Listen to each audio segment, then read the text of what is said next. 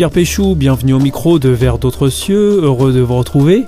Bonjour Oscar, chers auditeurs, bonjour.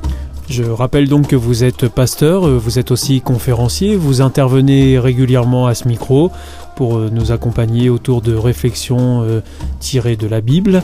Alors aujourd'hui, vous nous proposez de nous arrêter sur un texte que l'on peut trouver dans le livre des Actes des Apôtres. Et il s'agit de deux croyants, Paul et Barnabas, qui se trouvent à Lystre, alors c'est dans la Turquie actuelle. Ils guérissent un impotent qui est là, et à ce moment-là, la foule prend ces deux hommes donc pour des dieux, pour Zeus et Hermès. Alors Paul et Barnabas vont alors expliquer à la foule que ce miracle est l'œuvre de Dieu, et que eux sont de simples hommes. Alors pourquoi est-ce que ça les met dans cet état, Pierre Péchou, Paul et Barnabas, d'être pris pour des dieux? Est-ce qu'au fond c'est si grave que ça? Pour Paul et Barnabas, c'est grave parce qu'ils sont adorateurs du Dieu unique qui dit que lui seul peut être adoré. Et c'est grave parce qu'en fait, la foule considère Paul et Barnabas pour des dieux. Ils pensent que Barnabas, c'est Zeus et Paul Hermès. Et ce qui se faisait à l'époque, on offrait des sacrifices, ils veulent offrir, tuer des bêtes, offrir des sacrifices, adorer en fait Paul et Barnabas. Donc voilà, pour dire ça simplement, Dieu nous dit qu'il est seul capable d'être adoré, et donc Paul et Barnabas ne veulent pas être adorés à la place de Dieu. Et alors donc, qu'est-ce qui va se passer par la suite? Eh bien, Paul va prendre la parole et va parler du vrai Dieu, du Dieu unique. Et ce texte est intéressant dans la façon dont Paul va présenter ce Dieu unique pour ce peuple de Lystre qui, lui, adore plusieurs divinités. Qu'est-ce que ça veut dire pour eux, Dieu unique? C'est une nouveauté? C'est quelque chose qu'ils ne connaissent pas? C'est quelque chose qu'ils n'imaginent même pas, je pense, qu'il puisse n'y avoir qu'un seul Dieu. Et c'est un peu la mission que Paul et Barnabas se sont proposés en allant justement dans cette ville. J'ai choisi ce texte parce que la Bible présente le Dieu comme le Dieu créateur des mondes, de l'univers entier. Dans ce sens, Dieu est le Dieu de tout ce qu'il a créé. Donc on parle du Dieu des mondes, du Dieu de l'univers, et donc a fortiori, Dieu est le Dieu de tous les êtres humains puisqu'il est le créateur de l'humanité.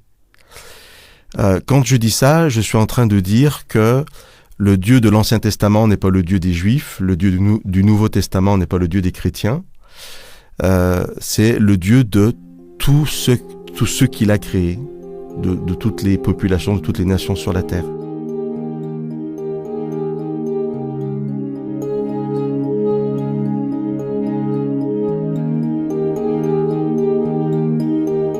Donc vous nous amenez à poser un autre regard sur la personne de Dieu? Oscar, c'est vraiment ça. Ça va être notre conclusion, c'est poser un autre regard sur Dieu, et ça nous amènera aussi à poser un autre regard sur l'autre. Parce que si Dieu est le Dieu de tous les êtres humains, de tous les hommes, de toutes les femmes, nous sommes tous frères et sœurs dans un certain sens. Et alors Paul va avoir un message que je trouve vraiment extraordinaire, qui me touche beaucoup.